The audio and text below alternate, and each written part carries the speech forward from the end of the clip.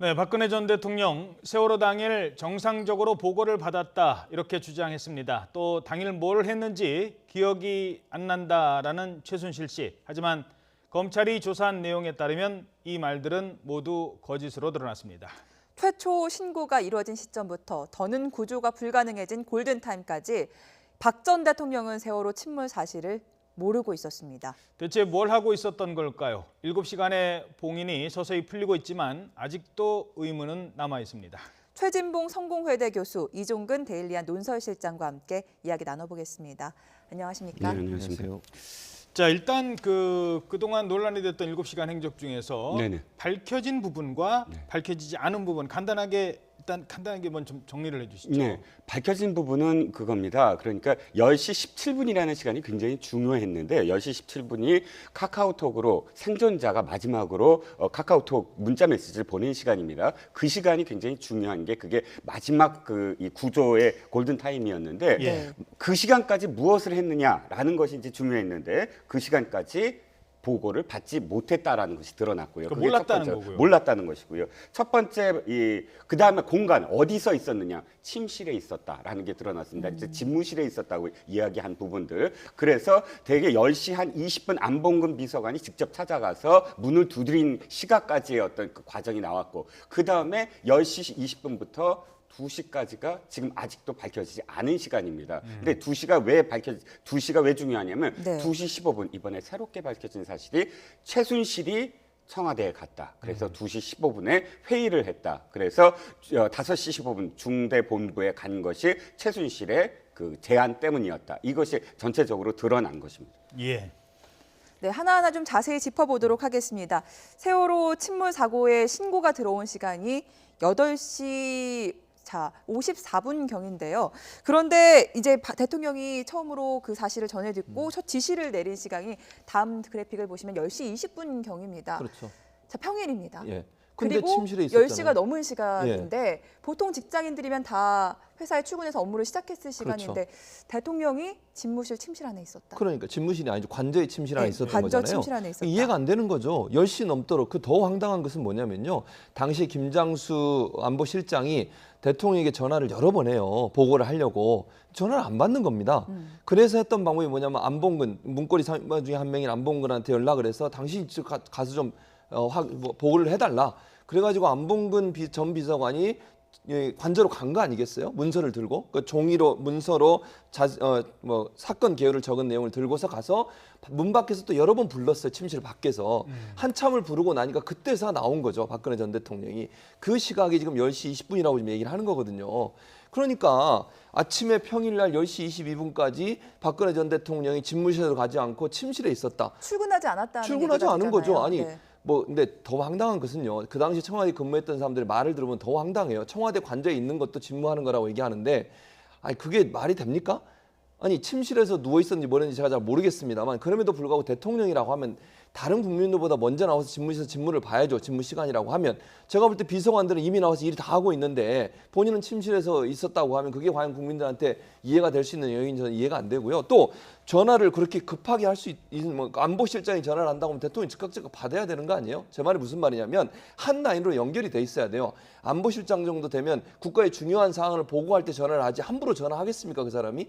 그러면 그 정도라고 하면 안보실장과 대통령의 한 라인은 항상 연결돼 있어야 즉각 지시가 일어나고 문제가 있을 때 해결할 수 있는 방안이 도출이 될 텐데 지금 이 사건을 보면 대통령이 얼마나 안이하게 이 문제를 대처했는지도 볼 수 있었던 것 같고 예. 그다음에 대통령이 접근할 수 있는 사람도 지극히 적은 수였기 때문에 그것도 문제라고 보여집니다. 예, 지금 이제 앞서 보신 그래픽 부분은 이제 몰랐던 부분과 관련된 겁니다. 그리고 이제부터는 이제 알았어요. 이제 빨간색 부분은 이제 알았던 겁니다. 이제 몰랐던 부분은 이제 그렇게 정리를 하고요. 뭐 각을 갖고 들어갔다니까 본인은 뭐 아이고 그때 몸이 안 좋았어요라고 얘기할 수도 있겠죠. 알은 다음은 그럼 어떻게 대처를 했느냐? 최순실 씨가 올 때까지 아무 그 행적은 드러나지 않고요. 결국 최순실이 와서 문제를 풀었어요. 네, 그렇습니다. 그런데 문제는 이겁니다. 이 최순실이 제안했다는 중대본부에 가야 된다라는 것도 이미 수석들이 직접 박 대통령한테 보고한 것이 아니라 정호성 비서관을 통해서 정호성 비서관에게 수석들이 얘기를 한 겁니다. 지금 중대본부에 가셔야 된다고. 근데 정호성 비서관이 그렇다면 즉시 박 전 대통령한테 그거를 제안하거나 보고를 해야 되는데 끝까지 갖고 있다가 최순실이 와서야 최순실한테 이걸 이야기해달라라고 이야기했다는 겁니다. 그러니까 우리가 지금 이 중앙지검의 이 발표를 보면서 하나씩 그러니까 박 전 대통령이 어떤 식으로 국정 운행을 했나라는 걸 지금 파악할 수가 있다는 것이죠. 그러니까 지금 수석 비서관이 직접 제안을 못 하고 있다. 그리고 문고리 3인방도 직접 보고를 못 하고 있다. 그 모든 것들을 중대 사안은 최순실을 통해서만 가능하다. 최순실이 와서야 움직이기 시작했다. 움직이기 시작했다. 첫 번째 그거고요. 네. 두 번째 저는 지적해야 될 부분이 이겁니다. 지금 정무수석실에서 11차례 10시 9분부터 오후 10시 36분까지 11차례에 걸쳐서 이메일을 보냅니다. 그러니까 수시로 보고서를 보낸 거죠. 그거는 청와대 발표 주장에도 수시로 보고를 받았다라고 되어 있습니다. 그건 이미 이메일 자료가 있기 때문에. 그런데 이번에 특검에서 밝힌 건 뭐냐면 이메일은 보냈으나 정호성 비서관이 그거를 늘 하던 대로 오후와 저녁 한 차례에 걸쳐서 통합해서 보고를 했다라고 지금 발표를 한 겁니다. 즉 뭐냐면 박근혜 전 대통령의 국정 운행의 하루하루의 일과는 뭐냐면 매일매일 매 시간마다의 어떤 보고를 받는 것이 아니라 일괄적으로 그날 저녁 때 그 비서관을 통해서 받았다라는 것, 이런 식의 어떤 행태가 있었다는 것이 드러난 것이죠. 이 대통령이 옷을 뭐 입을지를 말하는 그런 문제가 아니고요. 국가의 위기 상황입니다. 300명 넘는 소중한 생명이 쓰러져가는 순간인데 민간인 최순실 씨가 개입해서 회의를 했다. 이해가 안 가는 대목이에요. 이해가 안 가죠. 그리고 이제 그러면 더더욱 이게 최순실이 얼마나 국정에 깊숙이 개입했냐를 증명해주는 사건이라고 저는 봐요. 아니 박근혜 전 대통령이 다른 참모들의 조언이나 아니면 충언을 받고서 한 게 아니라 최순실이 올 때까지 기다렸다가 최순실과 문고리 3인방과 함께 5명이서 회의를 했다는 거 아니겠습니까? 네. 거기서 중대본 가라고 얘기하니까 또 중대본 가려고 머리 하는 사람 불러가지고 머리 올리고 그러고 나서 갔다는 거잖아요. 그리고 이제 지금 아까 말씀하신 4시간의 그 행적도 아직 밝혀지지 않은 영역이거든요. 그러니까 보고받고 최순실이 오기 전까지, 도착하기 전까지 침실에 계속 있었어요. 그때도. 아니 그 정도 되면 당장 뛰어가서 관저 집무실에 앉아가지고 모든 비상 상황을 관리해야 되는 게 대통령 임무 아니겠습니까? 보고받고. 그런데 본인은 아무것도 안 하고 있다가 최순실이 와서 조언하니까 그거 듣고 결국 했던 게 뭐냐면 중대본에 찾아가는 거였어요. 이만큼 박근혜 전 대통령은 최순실의 조언이나 최순실의 어떤 의견이 없었으면 일을 못하는 상황까지 가지 않았나라고 생각할 수밖에 없는 그런 상황이라고 볼 수 있겠습니다. 자, 왜 공식 라인인 그 청와대 수석들의 보고는 제대로 받지도 못하고 최순실이 올 때까지 기다렸다가 결국 최순실과 상의를 하고 가는 게 문제인지 좀 살펴보죠. 자, 갑니다. 상황 파악이라도 제대로 하고 갔으면 최순실이랑 회의를 했어도 좀 덜 할 거예요. 국민들의 분노가. 상황 파악을 못하고 갑니다. 근데 뭘 챙겼어요? 올림머리는 챙기고 갑니다. 네, 그리고 5시쯤 중대본에 도착해서 이런 이야기를 했습니다. 함께 들어보겠습니다. 구명조끼를 학생들은 입었다고 하는데 그렇게 발견하기가 힘듭니까 지금요? 자, 그러니까 이거예요. 그러니까 청와대 수석들한테 직접 보고를 하고 갔으면 더 빨리 갈 수도 있었던 거고 대처도 정확하게 파악을 하고 갔을 겁니다. 그런데 최순실이 가다 보니까 내용 파악은 안 돼 있고 그냥 최순실이 머리는 하고 가야지 언니 이딴 소리를 했던 것 같아요. 네, 그런데 지금 그 구조 상황을 보면 10시 30분에 완전 침몰됩니다. 그다음에 10시 35분에 헬기 35명 구조가 마지막으로 이제 구조가 이루어져서 그다음 7시간까지 중대본부 간 7시간까지는 사실 아무것도 할 수 없는 상황이 돼버린 거죠. 그러면 지금 앵커께서 말씀하시듯이 굉장히 급박한 상황이 몇 번을 지금 거쳤거든요. 그랬을 때 첫 번째 나오는 말이 구명조끼를 입었는데 왜 발견을 못하냐라는 말이 나올 순간은 아닙니다. 그 정도의 어떤 상황이라면 최소한 12시 이전, 최소한 11시 이전에 구명조끼 운운해야지 지금은 5시쯤 되면 온 국민이 다 알고 있던 사실이었어요. 그렇죠. 그리고 그 다음부터는 수색 작업에 들어가야죠. 완전히 완벽한 수색 작업에 들어가고 또 다른 어떤 상황을 보고 받아야 되는데 지금 우리가 알 수 있는 것은 아주 급박한 그 순간순간에 보고를 받지 않았다. 그러니까 이런 상황인식밖에 없었고 또 문고리 3인방 역시 그때 정확하게 그 전체적인 어떤 사건의 개요를 모르고 있었다라는 것이죠. 네, 최순실 씨 변호사 측은 이런 검찰의 수사 결과 발표를 전면 부인하고 있는 상황입니다. 이것도 뭐 나중에 재판 결과랑 영향을 미칠 수 있기 때문인가요? 그렇죠. 아무래도 이제 본인이 거기에 개입했다고 하거나 아니면 최순실이 직접적으로 개입해서 여러 가지 국정이 논하는 상황에서 본인의 의견을 개진했다고 하면 본인의 혐의가 더 커지지 않겠습니까? 네. 그런데 이제 문제는 뭐냐면 본인이 부인한다고 부인될 수 있는 문제가 아니에요. 나머지 이영선 전 행정관도 이미 시인한 거 아닙니까? 최순실 데리러 갔다는 걸 처음에는 완강하게 거부했어요. 아니라고 얘기했고 윤전추 전 행정관도 나중에 진술을 바꿨거든요. 왜냐하면 검찰이 증거를 제시하니까 부인할 수 없는 상황이 된 거잖아요. 이영선 전 행정관 같은 경우에는 카드로 김밥 산 그 기록이 나왔죠. 네. 남산 1호선을 지나간 게 또 비디오로 다 찍혔죠. 이런 내용이 보여지니까 결국 어쩔 수 없이 진술할 수밖에 없는 상황이기 때문에 증거를 가지고 얘기하기 때문에 지금은 이경재 변호사나 최순실 측에서는 아니라고 발뺌을 하고 있지만 저게 발뺌하고 될 문제가 아니에요. 명확한 증거가 있고 진술이 다 바뀌었는데 이 사람들의 말이 다 그럼 거짓말이라고 볼 수밖에 없는 거잖아요.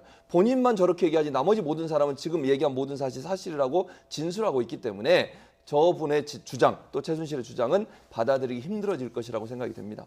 예. 자, 이제 두 번째, 첫 번째는 이제 진실 대처를 못했다는 겁니다. 뭐 보고도 늦게 받았고 최순실한테 조언 받았다는 부분이고요. 그런데 문제는 그걸 거짓말로 이제 하나하나 뒤덮기 시작을 했다는 겁니다. 청문회 나가서도 그랬고 박근혜 전 대통령이 기자들 만날 때도 그랬고 청와대 홈페이지는 이것이 진실입니다라고 시간대별로 다 나왔는데 그걸로 국민들을 속였다는 거 이게 더 화가 나는 것 같아요. 네, 그런데 보면 두 가지를 숨기려 했다라고 보여집니다. 첫 번째는 시간. 그러니까 당일 날은 그걸 파악을 못했겠죠. 그런데 김관진 안보실장이 이 국가 기본 그 지침을 국가 안보 기본 지침을 왜 바꿨느냐 했을 때 바로 아까 처음에 제가 말씀드린 10시 17분이었죠. 그 이후부터 언론은 5월 19일 이전까지 골든 타임이라는 용어가 굉장히 많이 나옵니다. 그러니까 구조를 하기에 가장 마지막 시간 동안 정부가 무엇을 했느냐를 되풀이 묻거든요. 그렇기 때문에 아마 그것이 부담이 됐을 것이다. 그러니까 10시 20분 안봉근 비서관이 직접 문을 두드린 이전 시간이 바로 3분 전인데 그 이전에 알았다라는 걸 어떻게든 이 청와대가 남기고 싶었던 것이죠. 그래서 네. 발표는 10시 15분에 직접 김장수 실장한테 전화를 걸었다라고 청와대는 발표를 합니다. 하나 그것이 이제 거짓인 게 드러났고요. 두 번째는 아까도 말씀드렸지만 최순실입니다. 최순실이 이 안에 그 청와대에 그 시간에 있는 것 자체를 굉장히 드러나는 것을 두려워했다. 그러니까 검찰이 이번에 발표하면서도 백그라운드 브리핑을 통해서 기자들에게 이 사실을 확인하는데 굉장히 많이 시간이 걸렸다. 그러니까 아까 이영선 행정관만이 아니라 문고리 3인방도 나중에는 다 시인을 했지만 그러나 끝까지 이것을 숨기려 했다. 굉장히 전전긍긍했다라는 게 이제 검찰의 이야기입니다. 즉, 이 두 가지를 숨겨야만 된다라는 것이 청와대의 어떤 입장이었던 것 같습니다. 네. 네. 그것을 왜 숨기려 했어요? 저는 그러니까 방금 말씀하신 그 부분도 있고 또 하나는 최순실을 숨기려고 했던 거예요. 최순실이 개입하고 최순실이 와서 이런 결정 사항에 중요한 역할을 했다. 이걸 숨겨야 되는 거예요, 사실은.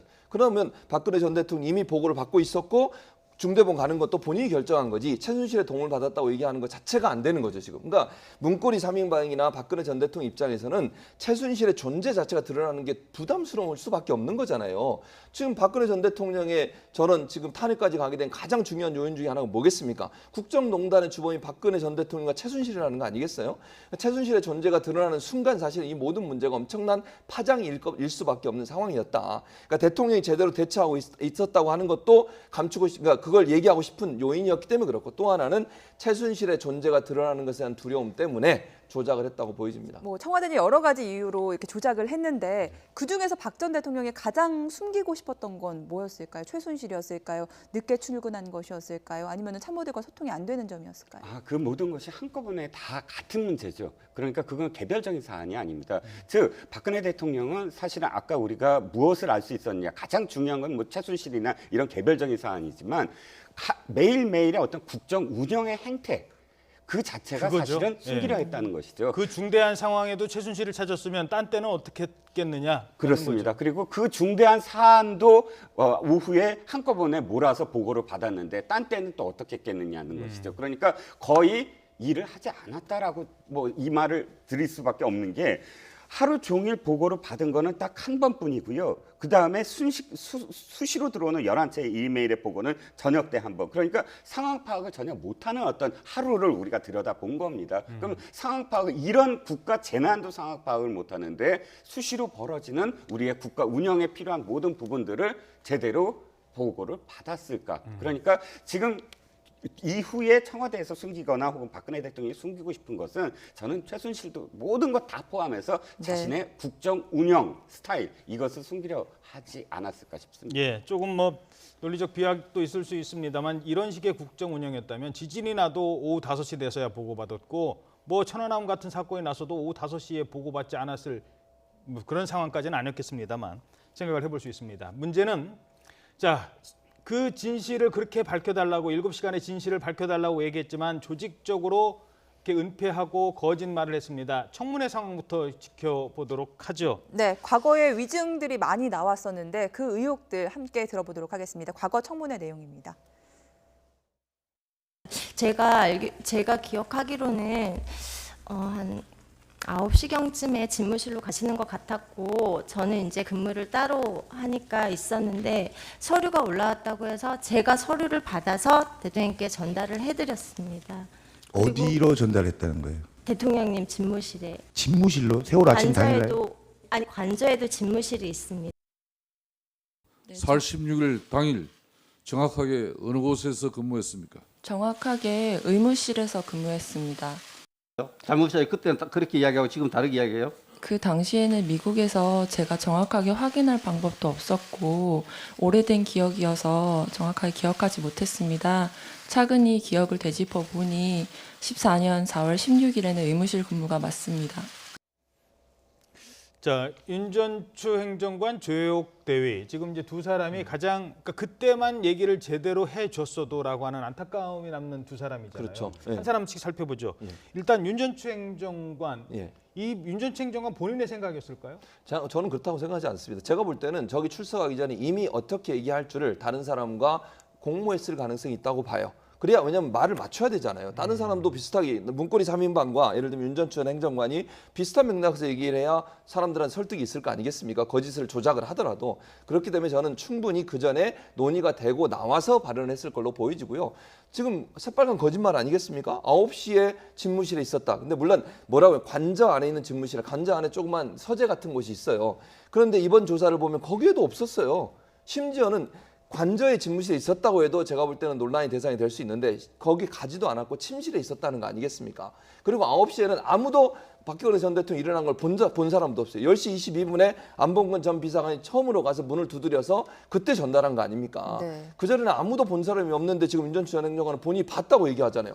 침실에 나와서 관저에 있는 집무실로 들어가는 걸 봤다. 이건 거짓말이죠, 사실. 예. 이게 결국은 박근혜 전 대통령이 제대로 대처했다고 하는 것을 보여주려는 조작된 내용, 박근혜 전 대통령의 실수 이런 부분들을 좀 가리려고 하는 그런 위증이었다 이렇게 볼 수 있겠습니다. 네, 게다가 제복 입고 또 거짓 증언까지 한 조혜옥 대위에 대해서는 징계를 좀 처벌을 해달라는 중민청원까지 잇따르고 있는 상황이에요. 네, 조혜옥 대위 같은 경우는 오늘까지도 어제 오늘 계속 실검에 오르고 있습니다. 네. 바로 그 점 때문인데요. 아마 그 청와대 청원 게시판에 오늘 오전에 7만 4천 명이 넘었다고 합니다. 예. 그런데 이 청원이 왜 이렇게 또 계속 이어지냐 하면 사실 이 실증법으로는 지금 다시 이제 기소를 못하는 어떤 상황이거든요. 왜냐하면 지금 보신 증언이 국회 청문회입니다. 그 특위에서 벌어진 예. 청문회인데 그 특위는 해체됐거든요. 예. 그러니까 이 증언이 위증 위증이었다 고발을 그러면 못하는군요. 국회가 주체가 돼야 되는데 네. 그 국회 특위가 해체됐으므로 고발 주체가 없어서 기소를 못하는 상황입니다. 예. 그러니까 이제 청원하는 사람들은 제복을 입은 군인은 국가에 충성을 해야 되고 또 군인으로서의 품위를 지켜야 되는 게 아니냐. 그렇죠. 저런 거짓말을 한 것은 바로 군인으로서의 품위와 국가에 충성하지 아니한 것이다. 국방부 징계 사항이다. 네, 국방부 징계 사항이다라는 어떤 의미로 지금 청원을 계속 하고 있습니다. 예, 조혜옥 대위는 사실 그동안 그 뭐 안민석 의원에 가서 뭐 만난다 이런 얘기도 있었고 가장 국민들이 궁금해하는 그 순간에 나타나서 아니다라고 얘기를 했기 그렇죠. 때문에 그 거짓말이 더 정말 충격이 큰 것 그렇죠. 같아요. 그러니까 결국은 조혜옥 대위도 누군가의 지시를 받았다고 저는 봐요. 뭐 저 사람이 개인적으로 그렇게 했을 거라고는 뭐 왜냐하면 그 전에도 저기 청문회 하면서 그런 논란이 있었지 않습니까? 같은 부대에 근무하는 동기가 옆에 앉아 있었고 처음에는 모른 척하고 있다가 나중에 그게 발각이 되면서 논란이 된 적도 있었는데 예. 누가 지시했는지 모르지만 조혁 대위 같은 경우도 뭐 아마 상부의 지시가 있었기 때문에 그랬을 거라고 저는 생각을 합니다. 개인적인 생각입니다만. 그러면 결국 조혁대위가 저기서 제대로 그때 이런 일이 있었고 본인이 처음에는 의무동에 있었다 그랬다가 의무실에 있었다는 말을 바꾸잖아요. 또 가글을 갖다 준 시간 자체도 많이 바꾸면서 박근혜 전 대통령이 마치 제대로 업무를 하는데 있었다고 하는 부분을 증명해주는 증언들을 많이 했다는 거죠. 근데 그게 지금 조사를 해보니 윤 전 행정관의 말과 비슷하게 다 조작되고 거짓된 내용이라는 게 밝혀졌기 때문에 예. 그런 문제 때문에 조혁대위가 비판을 받고 있는 상황인 거죠. 자, 이 두 사람의 사례를 보면요. 한 사람은 뭐 어찌됐든 그 당시에도 행정관이었고요. 청와대에 근무를 하고 있었습니다. 뭐 본인한테 물어보면 제가 대통령을 모시던 사람으로서 그러면 어떻게 배신합니까? 라고 얘기할 수 있습니다. 또 조혁대위도 마찬가지입니다. 제가 비록 군인이지만 군인은 상명하복을 받는데 위에서 그렇게 얘기하면 내가 어떻게 그럼 그걸 항명을 하겠습니까? 라고 얘기할 겁니다. 결국 지금 이 상황을 검찰이 조사를 한 거는 이런 조작, 이런 거짓말을 기획한 누군가가 있었을 테고 그 사람을 찾아내는 게 가장 핵심 아니겠습니까? 네, 그렇습니다. 우리가 지금 이 사실 국정농단 사건은 아직도 뭐 끝이 없습니다만 그럼에도 불구하고 또 새로운 사실로 이렇게 이 중앙지검에서 발표한 것을 우리가 어떻게 받아들여야 되느냐. 개별적으로 조혁대위를 물론 뭐 이 잘못됐으면 청원을 해야 되지만 징계를 요구해야 되지만 개별적인 사람들에 대한 어떤 징계보다 더 중요한 건 시스템이거든요. 그렇죠. 그러니까 국가가 우리가 이런 일을 되풀이하지 않으려면 어떻게 해야 되는가를 우리가 교훈을 삼아야 되풀이하지 않는 것이라면 청와대의 당시 시스템이 어떻게 돌아갔느냐. 그 시스템에 대해서 우리가 사실은 이렇게 돌아갔기 때문에 이런 결과가 났다라는 결론을 그러니까 교훈을 삼을 수 있는 건데 최소한 하나씩 우리가 다시 점검해 들어가야 된다. 즉 아직도 밝혀지지 아니한 10시 20분 이전에는 무엇을 했고 또 이 4시간 동안 무엇을 했느냐. 이것이 무슨 선정적으로 누구와 함께 있고 이게 중요한 게 아니라 왜 묻느냐 하면 그것이 국가 시스템이기 때문이다. 시스템이 돌아가지 않았기 제대로 때문이다. 돌아갔는지 왜 안 돌아갔는지 왜 안 돌아갔는지를 우리가 묻는 것이다. 그런 선정적인 어떤 이유가 아니다는 겁니다. 네. 그 위증에 대한 그 기획자는 그것도 밝혀내야 되지 않습니까? 밝혀내야죠. 누가 했는지 모르겠지만 지금 말씀하신 건 저는 그게 전체적으로 기획이 됐다고 봐요. 그러니까 윤천식 전 행정관도 그렇고 조혁대위도 그렇고 저 사람들이 얼른 위증을 했으니까 저 사람들도 책임도 있죠. 뭐 당연히. 왜냐하면 군인이라고 하면 명예가 뭡니까? 잘못된 지시를 거부할 수 있는 권한을 갖고 있는 거예요. 공무원도 그런 거 아닙니까? 위에서 잘못된 지시를 했을 때 그걸 따르면 그 사람도 같이 처벌받게 돼 있어요. 그건 뭐 처벌은 받아야 되는 것이고 제가 볼 때는 다만 지금 말씀하신 것처럼 저 사람보다 더 나쁜 사람들은 저걸 전체적으로 기획해서 어떻게 박근혜 전 대통령을 보호할까를 생각하고 조작을 위에서 기획하고 조정했던 사람, 그 사람 반드시 찾아내서 처벌해야 된다고 생각을 합니다. 네. 박 전 대통령의 7시간 행정에 대한 의혹이 제기된 뒤에 세월호 수사는 또 새로운 국면을 맞습니다. 그때부터 이제 유병헌 얘기 나오고 세모그룹 얘기 나오고 구원파 얘기가 나왔던 거거든요. 네, 그렇습니다. 이것도 의혹을 덮으려 했던 건 아닌지 하는 생각도 들거든요. 네. 그 다음부터 사실은 어떤 의미에서는 유병헌 씨와 관련된 어떤 그런 굉장히 많은 보도들이 나오고 사실 모든 언론이 그쪽에 집중되지 않았습니까? 네. 그런데 중요한 건 어쨌든 뭐 이렇게 세월호가 원인이 무엇이냐라는 것을 밝히는 거는 굉장히 중요한 일이긴 하나 그때 우리가 관가했던 건 바로 이 점. 정부가 그때 무엇을 했고 국가 시스템이 어떻게 돌아갔나 이게 사실 가려져 있었던 상황이거든요. 즉 재물이 필요했다. 분석하는 사람들은 그 당시에도 사실 이게 정부가 무엇인가를 가리기 위해서 사실은 어떤 재물 그러니까 희생양 물론 희생양이라는 표현이 여러 가지입니다만 네. 그렇다고 해서 세월호에 어떤 잘못이 없다. 그 유병헌 씨나 그런 뜻은 아닙니다만 그럼에도 불구하고 상당 부분 언론들이 거기에 집중하고 무엇인가가 사실 우리가 못한 부분들이 분명히 존재했었다는 것이죠. 예, 뭐 그 부분은 저희 언론도 반성을 해야 될 것 같습니다. 유병헌에게 너무나 집중을 시키는 바람에 정작 중요한 거는 밝혀내지 못했던 건 아닌지 언론도 역시 함께 반성을 해야 될 것 같습니다. 저희부터 반성하겠습니다. 최순실의 작품으로 의심되는 또 하나의 중대한 사건이 있었습니다. 바로 해경 해체였는데 당시 논란이 많았습니다. 네, 함께 들어보겠습니다. 이번 사고에 제대로 대처하지 못한 최종 책임은 대통령인 저에게 있습니다. 그래서 고심 끝에 해경을 해체하기로 결론을 내렸습니다. 정부 조직법의 중요한 해경을 해체해서 국민안전처로 옮기는 것을 국무회의도 없이 이렇게 처리하면 되겠어요? 이게 최순실의 지시라는 거 아닙니까? 그 해경을 해체했다는 말씀은 해체라기보다도 해경의 기능이 효율적으로 될 수 있도록 하기 위한 혼자 발표를 하신다는 거는 이건 굉장히 위험한 조직입니다. 그랬더니 굉장히 화를 내시면서 그러면 내가 대한민국 모든 사람의 얘기를 다 들으라는 거냐. 자, 원래 해경 해체는 국무회의에서 심의 의결할 만한 사항 아닙니까? 아니, 당연하죠. 국가 조직을 바꾸는 거 아니에요. 그러니까 국가 전체 조직의 구조 자체를 바꾸는 거면 뭐 대통령이 혼자서 결정해서 한다는 것도 그것도 그 국무위원들의 의견을 좀 들어봐야 되는 거 아니겠습니까? 뭐 대통령이 무슨 뭐 모든 걸 다 알고 있는 그런 능력을 갖고 있는 건 아니잖아요. 참모들의 조언도 듣고 또 관련된 사람들의 의견도 들어봐야죠. 해경의 의견도 듣고 또 그 안전체 국가 안전체의 의견도 들어보고 이러고 나서 결정을 해야 되는 거지. 저렇게 그냥 일방적으로 저런 발표를 깜짝 발표하듯이 하면 해경은 얼마나 당황스럽겠습니까? 그리고 지금 송영길 의원은 질문하면서 저 내용이 무슨 내용이냐면 해경은 이 문제 있고 나서 개혁 방안을 마련했고 그걸 대통령한테 보고하려고 이미 준비까지 해놓은 상태예요. 해경이 앞으로 어떻게 개혁을 해서 이런 문제가 발생했을 때 본인들이 반성하고 어떻게 바뀔지 그런 보고라도 들어보고 나서 그게 부족하다고 생각하면 국무회의 통해서 결정하고 넘겨도 되는 거 아니겠습니까?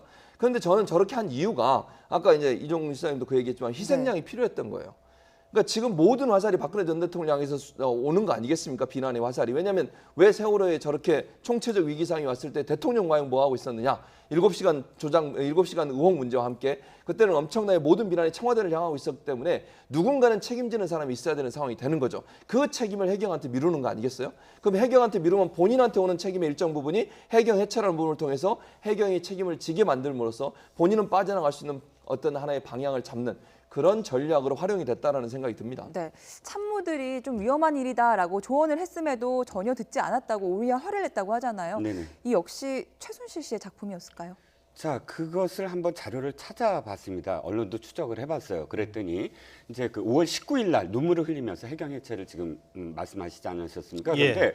국무회의가 5월 13일 날 열립니다. 모든 청와대에서 회의는 자료가 남아 있습니다. 근데 5월 13일 회의라는 회의에서 이 내용이 전혀 언급이 안 돼 있었습니다. 그 다음에 5월 17일, 18일 그러니까 19일 날 발표를 하는 직전일과 그 전날에 17일, 18일에 수석 비서관 회의가 열립니다. 네. 최소한 19일 날 발표를 한 사안이라면 수석 비서관이라도 알고 있었어요. 그러니까 서로 이야기를 했었어야 됐는데 그 수석 비서관 회의에서도 이 내용이 전혀 언급이 안 돼 있었습니다. 전혀 몰랐군요. 네네. 수석들도. 그러니까 그 수석 비서관이나 내각이 전혀 몰랐었다라는 자료에 나와 있고요. 지금 유진용 장관이 얘기한 건 당일입니다. 당일날 발표를 하시는데 이제 그러니까 그 장관들이 와서 그 사실을 알고 혼자서 발표하신다는 걸 알고 그 즉시 아니 근데 그런 것들을 어떻게 논의 없이 하시느냐라고 이야기하면서 지금 유 장관이 그런 이야기를 들은 것이거든요. 근데 했더니 화를 내고. 네네. 그렇다면 그런 내각이나 수석 비서관이나 자신이 조언을 해줄 수 있는 공식적인 사람들의 조언을 전혀 듣지 않았는데 국가 조직을 바꾸었다? 누군가에 의해서. 그러니까 아까 지금 우리가 중대본부를 가는데 수석 비서관들이 누구를 통해서 이야기하죠? 정호석 비서관한테 중대본부 가라. 근데 정호석 비서관 누구한테 얘기하죠? 사실 그게 뭐 그렇게 중요하다고 직접 이야기해야 되는 거 아닙니까? 근데 최순실을 통해서 그걸 이야기해달라고 합니다. 그렇다면 우리가 유추는 해볼 수가 있죠. 이 사안도 역시 누군가의 조언이라면 최순실의 조언 아니었겠느냐라고 유추를 하는 것이죠. 알겠습니다. 그 결국 그래서 그 문제를 해경 발표가 됐을 때 문제 제기를 했던 유진용 전 장관 어떻게 교체된지 아시죠? 해외 출장 중에 교체가 됩니다. 그 당시에 이건 문제가 있는 것 아닙니까라고 지적했던 장관은 결국 그런 식으로 자리를 떠날 수밖에 없었습니다. 자, 지금 속보 한 가지가 들어왔는데요. 지금 하나 전해드리도록 하겠습니다. 네, 중국 우주정거장인 텐궁 1호가 일요일 밤 사이에 지구에 추락할 가능성이 있습니다. 우주 위험 위기 경보 경계 발령이 됐다는 소식입니다. 자, 텐궁 1호가 일요일 밤 사이 추락할 가능성이 있다라는 소식이 들어와 있습니다. 일요일 18시 3분, 그러니까 오후 6시 3분부터 월요일 오후 2시 3분 사이에 추락할 것으로 예측이 된다고 합니다. 네, 이곳에 계신 분들 조심하셔야겠습니다. 추락 예상 지역입니다. 태평양과 인도양, 남미와 호주 등인데요. 현재 우리나라도 포함돼 있기 때문에 안심할 수만은 없는 상황이라고 합니다. 예, 이 최종 추락 지점이 바로 그러니까 지금 예측할 수가 없고요. 한두 시간 전에야 확인이 가능하다고 합니다. 네, 과기정통부는 지금 우주 위험 경보를 오늘 오후 4시부터 발령했다는 소식 들어왔습니다. 예. 자, 다시 한번 말씀드리죠. 텐궁이라고 하는 텐궁 1호죠. 중국의 우주정거장이 지구로 추락할 위험에 처해서 위기 경보가 발령됐습니다. 사실 이런 뉴스는 저희들도 평소에 좀 접하지 못했던 뉴스인데요. 네. 이런 일이 있을 수 있군요. 네, 일요일 저녁 6시 3분부터 월요일 2시 3분 사이에 추락이 예상되고요. 우리나라도 위험 예상 지역에 포함되어 있기 때문에 안심할 수만은 없는 상황입니다. 지금 과기정통부에서 우주 위험 위기 경보를 발령한 상태입니다. 네. 오후 4시부터 발령이 된다고 하네요. 자, 뭐 우주정거장 크기가 얼마나 큰지 모르겠습니다만 이게 추락을 할 때 가속도라든가 열이라든가 이런 게 있기 때문에 뭐 바다로 추락하면 그나마 덜하겠습니다만 이게 만약에 육지로 사람들이 많은 도시로 추락할 경우에는 글쎄요, 별로 이렇게 상상하고 싶지 않은 일인데요. 일단 그 텐궁 1호가 일요일 날 추락이 예상된다는 소식 전해드렸습니다. 자, 이제 다시 얘기를 나눠보도록 하죠. 자, 우리가 지금 이런 얘기를 하는 건요, 무슨 뭐 엎어진 정권 등밟자고 하는 게 아닙니다. 그런 일이 다시는 반복되지 않기 위해서 아까 말씀하신 것처럼 왜 그런 일이 발생했는지, 다시는 이런 일이 발생하지 않게 하려면 어떤 일이 있었는지, 그럼 철저한 반성이 있어야 되고 정치권이 그러면은 앞으로 어떻게 하자는 대안을 제시해야 되는데, 그렇죠. 정치권의 대변인의 얘기는 또 다른 논란을 낳고 있습니다. 네, 한국당의 논평이 논란이 되고 있는 상황인데요. 문제가 커지자 한국당은 또 입장을 바꾸기도 했습니다. 영상 구성으로 만나보시죠. 세월호 7시간 논평이 좀 수정도 되고 조금 논란이 좀 되고 있는데 이게 혹시 당 공식 입장으로 보면 되는 건지 한 말씀 부탁드립니다. 그 부분은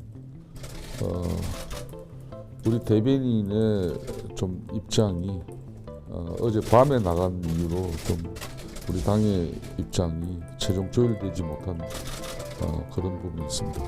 상당한 내용을 소정해서 다시 나가도록 하겠습니다.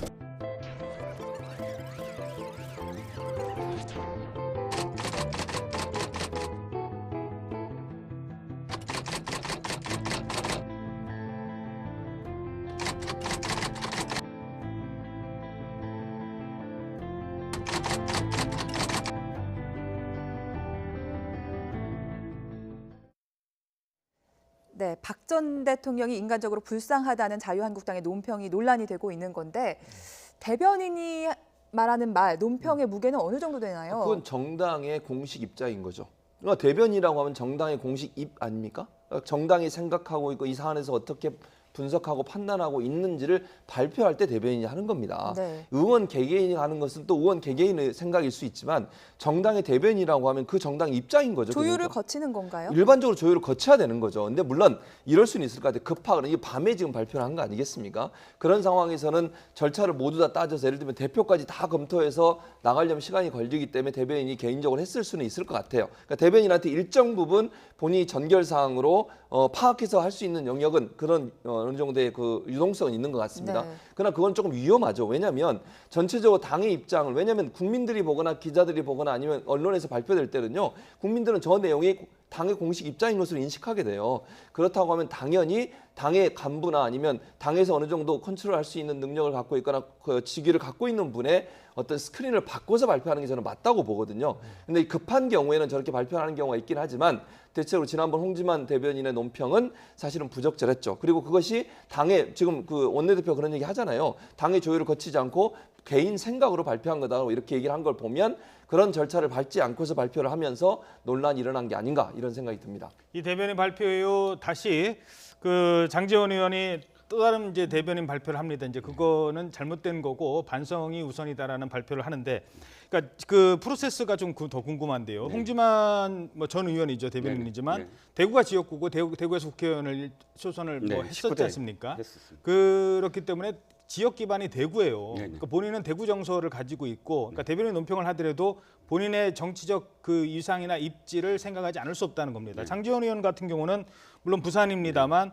최순실 국정농단 그 청문위원으로도 활동을 했고 뭐 지금 뭐 다른 논란은 있습니다만 그 부분에서만큼은 또 이른바 그 박근혜 전 대통령에 대해서 비판적인 입장인데 이렇게 본인의 개인적인 어떤 정치적 입장을 대변인 논평에 녹여서 얘기를 한다는 것, 이 부분에 대해서는 뭐 좋기도 하지만 때로는 이런 문제가 생기는 것 아니겠습니까? 아니 그러니까 그건 불가능하죠. 개인의 어떤 그 생각을 담는 것 자체는 금기시돼 있죠. 그 개인의 어떤. 그런데 이 사건은 이렇습니다. 지금 장지원 수석 대변인 말씀하셨는데 사안의 중대성으로 미뤄와서 사실은 수석 대변인이 논평을 하는 것이 사실 그 맞을 것 같은데 문제는 장지원 수석 대변인이 지금 설화에 엮여 있지 그렇죠. 않습니까? 네. 다른 그 경찰과의 어떤 문제 때문에 그래서 아마도 장지원 수석 대변인이 이번에 자기가 양보를 한 것 같고요. 두 번째, 지금 말씀하셨지만 사실 어느 정도는 굉장히 대변인들한테 재량을 줍니다. 그걸 문구 하나하나까지 다시 이렇게 그 조율하거나 그러진 않거든요. 그렇죠. 그러면 대변인이 아마 보고를 했을 겁니다. 당 지도부에 이런 지금 사안인데 그러면 이러한 취지로 하겠다. 그러니까 어떤 그 큰 어떤 취지 정도의 어떤 그 입장 정도의 공유는 충분히 있었을 겁니다. 그런데 문제는 그 입장이 어떻게 보고를 했느냐라는 건 뭐 모르는 사실이고요. 네. 그런데 문제는 지금 또 다시 그 안을 들여다보면 말씀하셨듯이 대구 달서구 갑이거든요. 대구 달서구 갑이라면 대구에서도 사실은 굉장히 이 박근혜 전 대통령이라든지 혹은 TK 정서가 굉장히 중심이 되는 그런 지역구였고요. 지금은 현역은 아닙니다만 그리고 사실 당 지도부 예를 들어서 김성태 원내대표의 입장 말씀하셨듯이 사실 바른정당에 갔던 탄핵에 사실은 찬성했던 입장이었고 국정농단 때 다른 당 안 들었다가 정무특위위원장이었죠. 다시 돌아왔던 청특위위원장이었고 국정농단 그다음에 홍준표 대표 역시 사실 뭐 이 친박과 관련해서도 그렇고 또 박근혜 전 대통령과 관련해서도 재판 이후의 입장이 굉장히 거리를 두고 있습니다. 그렇다면 당의 투톱이 갖고 있는 어떤 생각을 대변인이 전혀 고려하지 않았을, 그러니까 전혀 모르고 있을까요? 알았을 겁니다. 그런데 문제는 그 금기시되는 선을 넘어섰다. 그러니까 자신의 어떤 뭐랄까요 사익 내지는 자신의 이 총선에 대한 내지는 뭐 이건 유추입니다만 그런 개인적인 어떤 생각이 공적인 대변인의 어떤 입장을 좀 가렸던 게 아니냐 이렇게 보여집니다. 네. 앞서 장제원 대변인의 그 논평도 문제가 있었고 네. 지방선거 얼마 남지 않은 상황인데 자유한국당이 너무 무리수를 두는 것 아닌가 하는 의견도 있습니다. 그렇죠. 그래서 사실은 경찰에 대해서 뭐 미친 개라는 둥 아니 뭐 이런 막말을 했지 않습니까? 그래야 장제원 의원이 당내 반발이 너무 심한 거예요. 또 왜 전체 경찰을 향해서 그런 얘기를 하느냐. 예를 들면 한 사람에 대해서 문제가 있다면 그 사람에 대해서 얘기를 해야지 전체 경찰을 대상으로 해서 싸우려고 하느냐 이런 논란이 많이 있었습니다. 예비 후보들 같은 경우 뭐라고 얘기하냐면 나는 열심히 지역에서 지금 뛰고 있는데 찬물을 끼얹는 거다 이거는.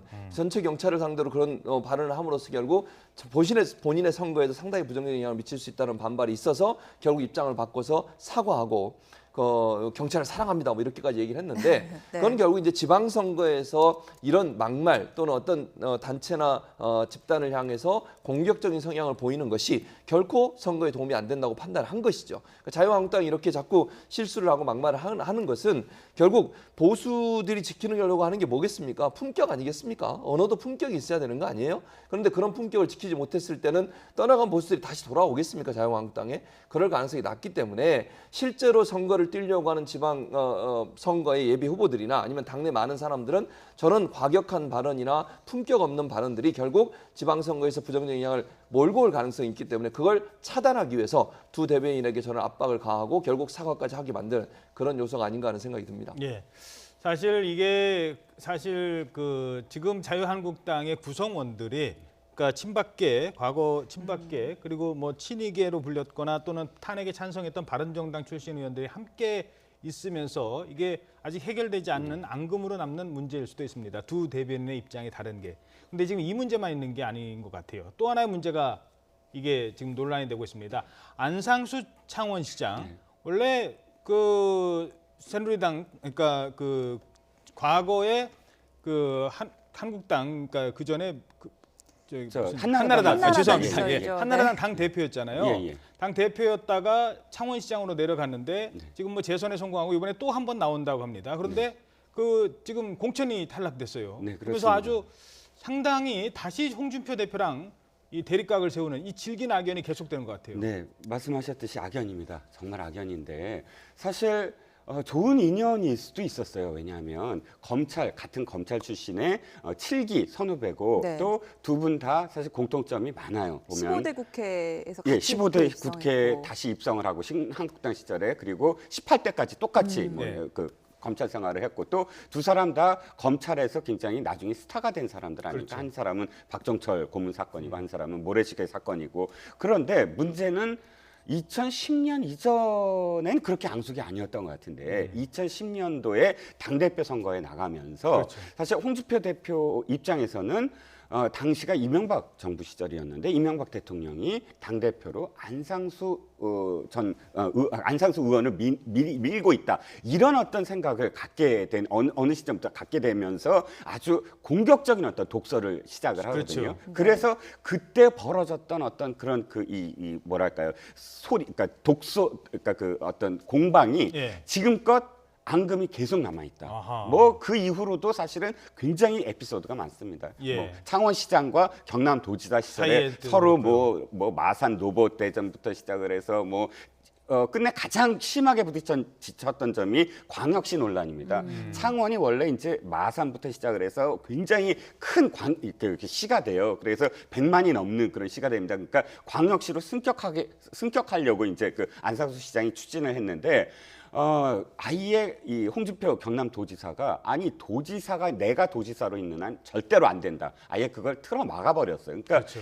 지금껏 그 악연이 계속 이어지고 있는 게 아니냐 싶습니다. 과거에 보온병 논란 가지고도 홍 대표가 뭐라고 한 적도 있고 그렇잖아요. 그렇죠. 네. 또 하나 이제 논란이 됐던 게 개싸움. 개소송. 혹시 기억나는지 네. 모르겠는데 이게 참 두 분이 사실 한나라당 이제 경선을 그러니까 대표 경선을 할 때 홍준표 대표가 그런 얘기를 했어요. 개 짖는 소리 때문에 이웃과 소송을 벌인 사람이 안상수 그때 당시 이제 대표였죠. 그런 분한테 어떻게 국민 화합을 맡기냐? 그랬더니 안상수 그 당시 의원은 개를 10마리 키웠고 우리 아들이 고3인데 너무 시끄럽고 냄새나서 어쩔 수 없었다. 그러니까 이런 진흙탕 싸움을 한 거잖아요, 결국. 그러니까 이런 악연들이 결국 뭐 여러 가지가 모이고 모여서 결국 두 사람의 악연이 된 것 같고 이제 문제가 되는 것은 안상수 현 시장 입장에서는 이런 거잖아요. 이번에 자기 대신 뭐 공천을 받은 사람이 조진래 예전에 경남도 정무부지사였고 정무특보였어요. 그 당시 도지사가 누구였냐면 홍준표 현 대표잖아요. 그렇죠. 그러니까 너무 사당한 거 아니냐. 자기하고 친한 사람 자기 측근을 앉히기 위해서 자기를 밀어낸 거 아니냐. 지금 뭐 예를 들면 설문조사나 여론조사에 보면 자기가 훨씬 더 인지도가 높은데 자기 측근을 심기 위해서 자기를 팽한 거 아니냐라고 지금 싸우고 있는데 이게 하루 이틀 생긴 게 아니고 아주 오래전부터 있었던 악연이 또다시 한번 불거지는 상황이다. 이렇게 보여집니다. 예, 이 정도로 하죠. 계속해서 지방선거와 관련되는 공천 얘기들 몇 가지 나눠보도록 하죠. 서울시장인데요. 안철수 전 대표 서울시장 출마가 뭐 사실상 가시화됐다라고 봐야 되겠죠? 안철수 전 대표의 경우 더 이상 미룰 수가 없을 겁니다. 왜냐하면 당내에서 사실 이제 인재 영입에 대한 문제, 그러니까 새로운 인물들이 들어와서 어떤 분위기를 띄워야 되는데 아직 그렇게 거물이 들어온다거나 화제가 된 인물이 들어온 것 같진 않아요. 그래서 그런 점에서 바른미래당이 뭐 인물을 어떻게 영입했다라는 기사가 별로 안 나옵니다. 두 번째는 어떤 구도가 돼야 되는데 지금 3당 구도에서 사실 구도를 잡을 수도 없고 인물과 구도가 아니라면 바람을 일으켜야 되는데 사실 바람도 못 일으키고 있습니다. 그러면 지지율이 계속 하락하고 있지 않습니까? 이 상황에서 뭔가 단안이 필요한데 계속 그래서 어쨌든 당원들은 안철수 대표와 안철수 전 대표와 유승민 대표한테 나가달라라고 얘기를 했던 거고 그런데 이제 입장은 유승민 대표는 선을 그었습니다. 더 이상 이야기하지 마라라고 이야기를 선을 그었고 그러다 보면 안철수 대표는 아마도 이제는 더 이상 미룰 수 없는 게 아니냐. 그래서 4월 2일 다음 주에 출마 선언을 할 예정이 아니냐라고 조심스럽게 지금 추측을 하고 있습니다. 네, 민주당의 예비 후보들은 안철수를 이길 수 있는 적임자는 자신들이다라고 주장을 하고 있는데요. 우상호 의원의 이야기를 한번 들어보겠습니다. 안철수 후보 출마가 가시화되면 가장 유리한 사람은 우상호 후보다. 저는 그렇게 생각합니다. 박원순 시장님은 안철수 후보에게 빚진 게 있기 때문에 아무래도 좀 방어적, 후세적 선거운동을 펼칠 수밖에 없는 약점이 좀 있습니다. 박원순 시장님이 안철수 후보를 공격하면 야박해 보이지 않겠습니까? 근데 우상호 후보는 안철수 후보에게 빚진 게 없습니다. 오히려 그분의 정치 행태에 대해서 가장 심각한 문제인식을 가지고 있는 사람이 저입니다. 아마 안철수 후보와 맞서서 가장 공세적으로 토론하고 공세적으로 선거운동을 할 사람은 우상호가 유일하다. 저는 또 그렇게 보고 있는데 안철수 나와라. 우상호가 대적하겠다. 예. 박원순 대 이제 안철수보다는 우상호 대 안철수 구도가 더 승산이 있을 것이다라는 네. 얘기인 것 같아요. 그렇게 이제 말씀을 하시죠. 왜냐하면 본인도 후보잖아요. 그러니까 본인이 또 후보가 돼야 경쟁력이 있다. 그러니까 왜냐하면 상대방이 안철수이기 때문에 본인이 경쟁이 있다고 주장을 하시는 건데 그거는 이제 시민들이 어떻게 볼지는 좀 다르게 볼 수도 있을 것 같고요. 안철수 대표가 출마하는 것이 물론 이제 지금 우상호 의원이 얘기했던 것처럼 박원순 시장한테 뭐 여러 가지 부담이 될 수도 있지만 제가 볼 때는 그렇게 큰 부담이 될 거라고 생각하지 않습니다. 왜냐하면 그 당시하고 지금은 상황이 많이 바뀌었잖아요. 안철수 대표 같은 경우에는 그 당시에는 진보적 성향으로 분류가 된 상태였어요. 박원순 시장하고 하나로 단일화할 때도 네네. 두 사람 다 진보적 성향이기 때문에 단일화가 이루어진 거 아니겠습니까? 그리고 지지층도 거의 진보적 성향의 사람들이 지지를 많이 했었고요. 그런 차원이었기 때문에 지금 이제 안철수 대표의 이미지 자체가 아무래도 보수적으로 많이 우클리고 한 상태잖아요. 또 네. 바른미래당이 어쨌든 보수적인 성향을 더 강하게 보여주는 정당이 네. 됐고 그런 차원이라고 하면 안철수 대표가 지금 나온다고 하면 오히려 자유한국당과의 어떤 선거 연대가 더 드러나고 부각이 될 가능성이 있지 예전에 박원순 시장한테 양보를 했으니까 다시 양보를 해서 본인도 그렇게 하지 않겠다고 얘기를 했고요. 그런 차원에서 본다면 지지층이 일정 부분 예전에 안철수 대표를 지지했던 사람들의 많은 부분은 지지를 처리할 가능성이 있다고 저는 봐요. 그런 차원에서 왜냐하면 정책 지형이나 성향이 많이 바뀌었기 때문에 그렇기 때문에 크게 박원순 시장한테 불리한 싸움이다. 저는 그렇게 보진 않습니다. 예.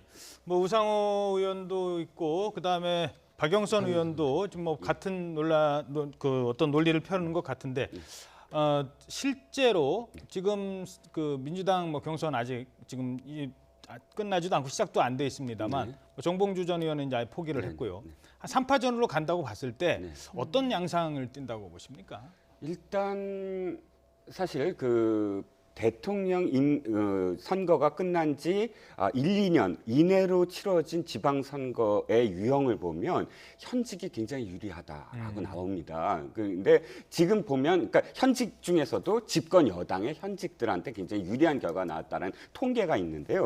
보면 사실 그 가상 대결 뭐 이렇게 지금 제가 수치를 정확하게 말씀드릴 수는 없지만 가상 대결이라든지 여러 가지 어떤 그런 지금 여론조사를 봤을 때 박원순 시장의 인지도가 좀 더 높은 어떤 상황은 맞습니다. 그래서 박영선 의원이나 혹은 우상호 의원이 지금까지는 그러니까 안철수 의원의 어떤 움직임 이전까지는 그 박원순 시장에 대한 어떤 비판, 정책에 대한 비판이 많았어요. 매일같이 미세먼지라든지. 그런데 안철수 전 대표가 지금 이게 출마 움직임을 보이자마자 바로 두 의원이 안철수에 대항하는 나다 이렇게 프레임 지금 바꾸고 있거든요. 그것은 뭐냐면 구도를 바꿔보겠다. 그렇죠. 구도 싸움이니까. 예, 구도 싸움이니까 이게 구도가 되면 내가 대항마가 되는 그런 구도여야만 내가 이제 그 박원순 시장과의 어떤 경선에서 유리하지 않느냐. 즉 지금 이 전까지는 이 안에서의 어떤 경선에 1위인 박원순 시장을 겨냥했다면 구도 싸움으로 바뀌고 있다. 그것이 유리할 것이냐? 그건 뭐 저는 아직 설득력 여부는 그 다음 문제라고. 네, 야권 연대 말씀하셨는데 실제 자유한국당은 지금 서울시장 후보조차 못 찾고 있는 상황이 되는데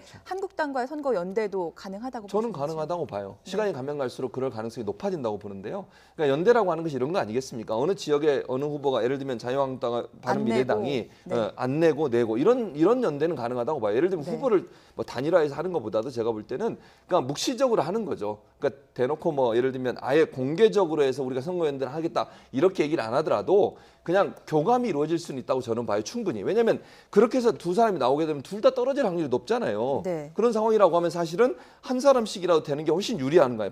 바른미래당이나 자유한국당 입장에서는 양쪽에 다 내서 둘 다 떨어지는 것보다는 한쪽만 내고 거기서 당선되는 그걸 더 선호하지 않겠습니까? 왜냐하면 지금 전체적으로 봤을 때 지지율이 두 당 다 그렇게 높지 않은 상황이고 더불어민주당이 지지율이 높은 상황에서 만약에 3명이 나와가지고 더불어민주당 1명 대 미래당과 그다음에 자유한국당이 각각 1명씩 후보를 낸다고 하면 사실은 불리한 상황이 될 수밖에 없어요. 그런 차원에서 본다고 하면 묵시적으로 연대가 이루어져서 후보를 바른미래당이 후보를 내면 자유한국당이 안 내고 자유한국당이 후보를 내면 바른미래당이 안 내는 이런 정도의 선거 연대는 충분히 가능하다고 보여집니다. 네. 그런데 김성태 원내대표 오늘 발언 보니까 아니다. 서울시장 후보 옥동자를 낳겠다라고 얘기를 한 것 같은데 뭐 누가 나올 사람이 있을까요? 하도 고사를 저는 해서. 누가 나오는 게 중요한 게 아니라 당에서 만약에 서울시장 후보를 안 냈을 때 어떻게 되느냐를 생각할 수밖에 없어요. 왜냐하면 자 투표 용지를 한번 보세요. 투표 용지가 5개를 찍어야 됩니다. 5개가 어떻게 되냐면 광역단체장, 광역의원들, 기초단체장, 기초의원들, 그다음에 교육감입니다. 바로 그거예요. 이제 2번 없으면 그다음 구청장은 어떻게 될 거냐는 그렇죠. 거잖아요. 그러니까 예를 들어서 서울시장, 그러니까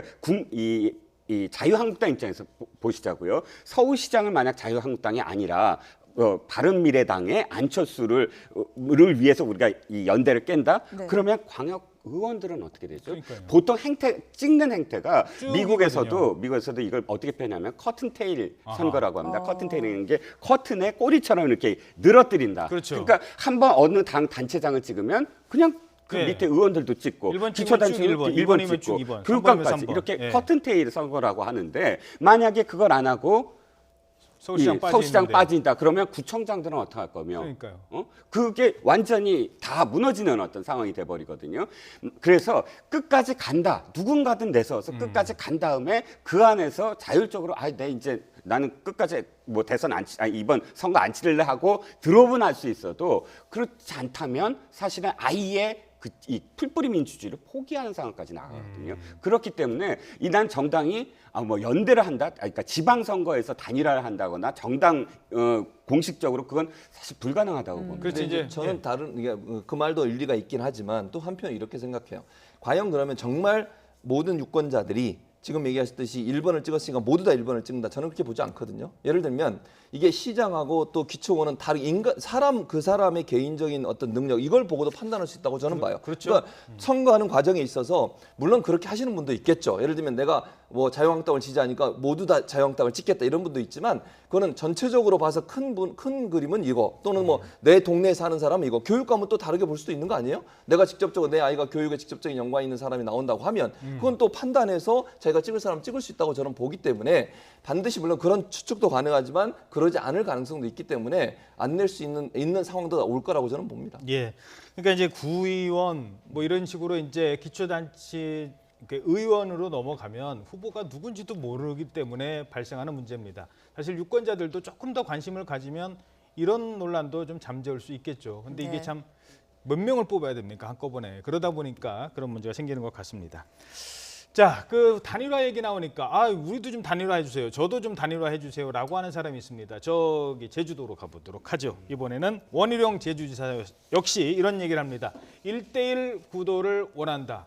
결국 원희룡 지사가 말하는 1대1 구도라는 게 뭘까요? 어떻게 보십니까? 저는 아까 제가 말씀드렸던 연장선상인데요. 사실은 보수라고 이렇게 분류될 수 있는 후보가 한 명이 더 나왔을 때 본인한테 불리한 거잖아요. 그럼 1대1 후보가 돼야만 본인이 승산이 있다고 보는 거죠. 예를 들어서 더불어민주당의 후보가 한 명 나오고 바른미래당이나 자유한국당 후보가 각각 한 명씩 나왔을 때 그럼 결국 표가 분산될 수 있지 않겠습니까? 네. 그러니까 보수적 성향을 갖고 있는 지지층들이 어느 두 사람 중에 한 명을 찍어야 되는 상황이 되니까 그것이 본인한테는 불리할 수 있는 거죠. 그래서 1대1 구도로 만든다고 하는 것은 본인이 선거에서 이길 수 있는 확률이 훨씬 높아지기 때문에 연대에 대한 발언을 적극적으로 한다고 보여지고요. 그래서 결국 진보와 보수라고 하는 구도로 가야 된다. 그래야 자기가 이길 수도 있고 그다음에 보수가 승리할 수 있다고 하는 그런 관점에서 아마 저런 얘기를 하는 것으로 생각이 되어집니다. 네, 바른미래당 유승민 대표와 안철수 전 대표 사이에서도 미묘한 갈등이 생기고 있는 상황입니다. 안 전 대표 측은 유승민도 지방선거에 공동 출마해야 한다고 주장을 했고요. 또 유승민 측은 절대 안 된다는 입장인데 여기에 대해서 박지원 민주평화당 의원이 이렇게 분석해봤습니다. 함께 들어보겠습니다.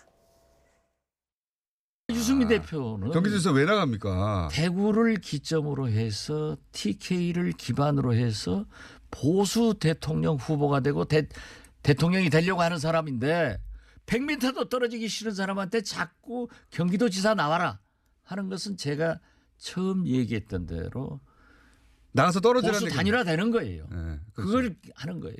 안 떨어져도 못 나와도 안철수 서울시장 나가서 장렬하게 전사하면은 나는 당을 위해서 희생을 했는데 너 아무것도 안 했으면 책임져라. 물러가면은 당은 안철수가 되는 거예요. 네.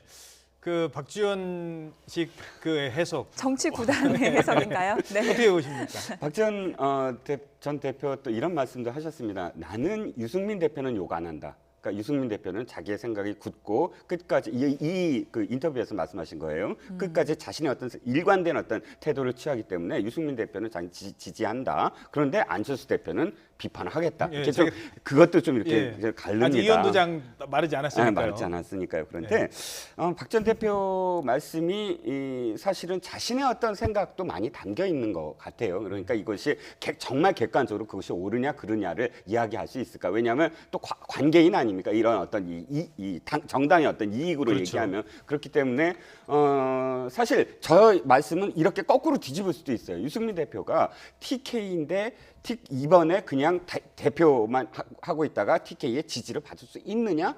그것도 사실은 정치 문법에서는 어렵다는 거죠. 그러니까 그렇죠. 뭔가 자기를 희생하고 자기가 뭔가 나서야 되는 어떤 시점에서는 자기를 던질 줄 알아야 되는데 유승민 대표는 지금 대선 후보 한번 된 이후부터 지금까지 사실은 뭔가 이득을 취하기만 하지 내가 무엇인가를 내놓은 어떤 인상은 없었어요. 그렇다면 이번 선거를 그냥 나는 이제 선대위 뭐 위원장을 해서 지원만 할 거야 하고 고스란히 했다가 만약 안철수 대표가 떨어지고 지방선거에서 참패를 한다? 그러고 난 다음에 TK의 어떤 지지를 받아서 대통령 후보가 된다? 이런 구도는 또 말이 안 되거든요. 그렇죠. 그러니까 박지원 대표의 말씀이 꼭 옳으냐 하는 것도 사실은 사실 이해집니다. 정치인이라는 게 질 줄 알면서도 뛰어들 줄도 알아야 되고요. 뭐 노무현 전 대통령이 한때 박수를 받기 시작한 시점이 부산에 질 줄 알면서 갔던 거 아닙니까? 나갔었죠. 예, 지방선 그 지역 감정 해소하겠다고. 네, 그렇죠. 그러니까 선당 후사라는 거 하는 거 아니겠어요? 당을 위해서 뭔가 할 수 있는 일이 있을 때 하는 거, 그거는 사실 사람들한테 좋은 이미지로 보여줄 수 있죠.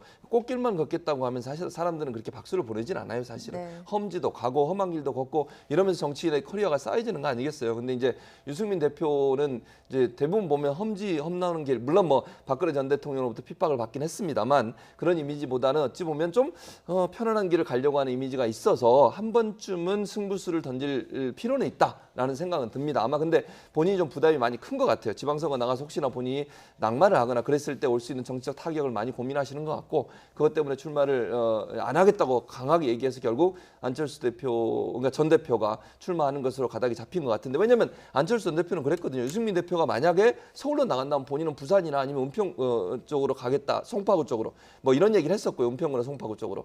그런데 그 유승민 대표가 안 나가겠다고 하니까 본인 결국 이제 서울시장을 나가겠다고 얘기한 상황이기 때문에 그런 차원에서 본다면 이제 안철수 대표 입장에서 약간 서운함이 있을 것 같다는 생각은 듭니다. 네, 우리 국회 네 번째 원내 교섭단체가 생겼습니다. 민주평화당과 정의당이 함께하기로 한 건데 같은 진보 범주 안에 있긴 한데 다른 점도 많은 정당인 것 같은데 동거생활 괜찮을까요? 저는 가장 중요한 게 바로 이념이 다르기 때문에, 왜냐하면 저는 정의당이 우리나라에서 거의 유일한 이념 정당이라고 보여집니다. 왜냐하면 특정 계층을 내가 대변해주겠다라고 그렇죠. 아예 강령에 돼 있는데 노동자를 대변하는 그렇죠. 그 여타 민주평화당을 포함해서 지금 뭐 자유한국당이나 혹은 뭐 더불어민주당이나 강령을 보면 전부 다 끌어안고 있거든요. 예. 그 중산층부터 시작을 해서 굉장히 포괄적인 의미의 어떤 뭐 이 정당입니다. 그렇기 때문에 실질적으로 개별 사안으로 들어갔을 때는 굉장히 차이가 많아요. 경제적인 측면 더군다나. 그래서 그런 점에 있어서의 어떤 뭐 표결이라든지 원내 교섭단체에 들어가면 상당히 그런 부분에 같은 어떤 목소리를 내야 될 때 사실 파열음이 가능할 부분도 있습니다. 근데 이 모든 건 지방선거 이후까지 존속을 하느냐, 지방선거가 관점이겠죠. 예, 알겠습니다. 자, 오늘 말씀 두 분 여기까지 듣도록 하겠습니다. 최진봉 성공회대 교수, 이종근 데일리안 논설실장이었습니다. 감사합니다.